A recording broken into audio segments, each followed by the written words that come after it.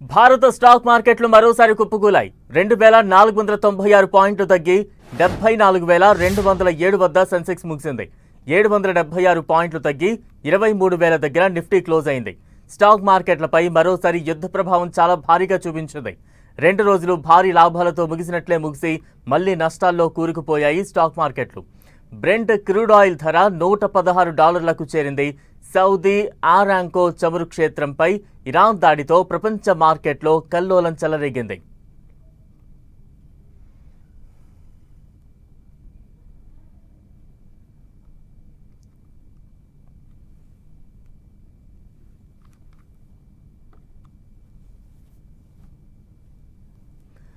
భారీ నష్టాలతో స్టాక్ మార్కెట్లు కుదేలవుతున్నాయి. తాజా అప్డేట్స్ అందించేందుకు మార్కెట్ అనలిస్ట్ ప్రభు గారు ప్రస్తుతం మనకు అందుబాటులో ఉన్నారు. ప్రభు గారు నమస్తే అండి. నమస్తే అండి. రైట్, ఇంతలాగా స్టాక్ మార్కెట్లు పడిపోవడానికి కారణాలు అంటే ఏంటంటారు? క్రూడ్ ఆల్ 10% ఓవర్ నైట్ లో పెరిగింది. అంటే 90 నుంచి 120కి వెళ్ళి 120 నుంచి మళ్ళీ 92కి వచ్చింది. 90 నుంచి 100 దాకా ఇది అవుతున్నప్పుడు ఇష్యూ రావట్లేదు. మనకి లాస్ట్ వీక్ చూస్తే 3 days డౌన్, ఈ నిన్నటి దాకా 3 days అప్. సో ఇవాళ కూడా యాక్చువల్ గా గ్యాప్ అప్ వద్దు అనుకున్నది. నిన్న నైట్ చూస్తే ఈ ఎనర్జీ రిఫ్రాక్టరీస్ మీద అటాక్ చేసేదానికి ఇప్పుడు ఇరాన్ కూడా మరి రిటాలియేషన్ చేస్తుంది కదా, నేను కూడా చేస్తాను వాటి మీద అని ఇది చేస్తుంది. ఆల్రెడీ క్లస్టర్ బాంబ్స్ అనేవి ఇజ్రాయెల్ మీద ఇది చేస్తుంది. అది ఎక్కడి నుంచి ఎటు వస్తాయి కూడా తెలియదు, ఎన్ని వస్తాయి కూడా తెలియదు, అంత దారుణంగా. అంటే ఈ ఇష్యూ ఎస్కలేట్ అయింది. దాని అనుగుణంగా మనకి ఎఫెక్ట్ మెయిన్ చూస్తే క్రూడ్ పెరిగింది కాబట్టి ఆటోమేటిక్ గా ఇది. ప్లస్ నిన్న ఫెడ్ మీటింగ్ ఉంది, ఫెడ్ ఇంట్రెస్ట్ రేట్ కూడా పెంచలేదు, స్టేటస్ క్యూ చేశారు. దానివల్ల ఇంట్రెస్ట్ రేట్లు తగ్గు అనుకునేది పెరుగుతాయి, ఇక ఫ్యూచర్ లో పెరగచ్చు అనేది హాకీ స్టాండ్స్ ఇచ్చారు.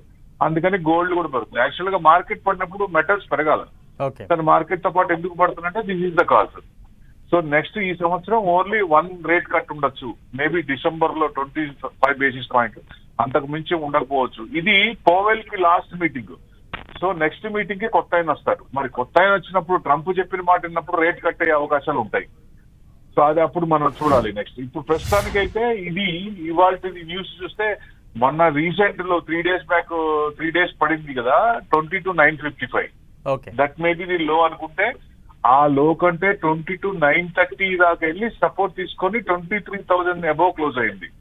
సో ఈ 23,000 అబోవ్ ఉంటే ఓకే, అది కట్ అవుతుంటే మీకు నెక్స్ట్ లెవెల్ వచ్చేసి 22,750 అండి. 750 కూడా అది కూడా కట్ అయిందంటే 21,800 లీస్ట్ ఫిబొనాచి సిరీస్ ప్రకారం లాస్ట్. అంటే ఆయన ఈ ఇష్యూనే కాదు, ఆల్టర్నేట్ ఇంకో ఇష్యూ కూడా రైజ్ చేశారు ఆయన. క్యూబాలో ఆయన గన్స్ అన్ని ట్రైన్ అవుతున్నాయి అటు ఫైట్ చేయడానికి. సో కరెంటు అదే మన గ్రిడ్ కూడా ఇచ్చేసారు. నిన్న అంతా దాదాపుగా నైట్ అంతా కరెంట్ లేదు. సో ఇప్పుడు రిజీమ్ చేంజ్ అనేది క్యూబా మీద ఉంది.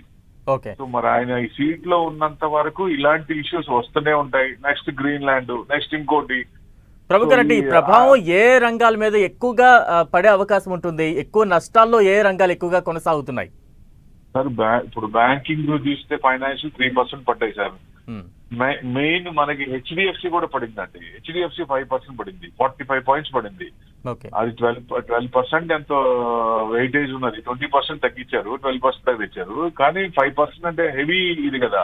అంటే ఎందుకు పడింది హెచ్డిఎఫ్సి అంటే హెచ్డిఎఫ్సి బ్యాంక్ నుంచి ఒక పార్ట్ టైం డైరెక్టర్ రిజైన్ చేస్తూ బ్యాంక్ వాల్యూస్ నా వాల్యూస్ సూట్ అవ్వట్లేదు, something wrong is going on, ఏదో ఉంది అని ఇచ్చారు. ఎందుకు యాక్చువల్ గా అది ఎప్పటి నుంచో ఉంటే ముందే చెప్పాలి కదా.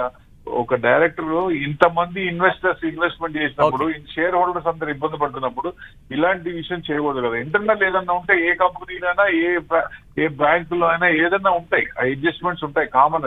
అది ఉండకుండా ఉండవు.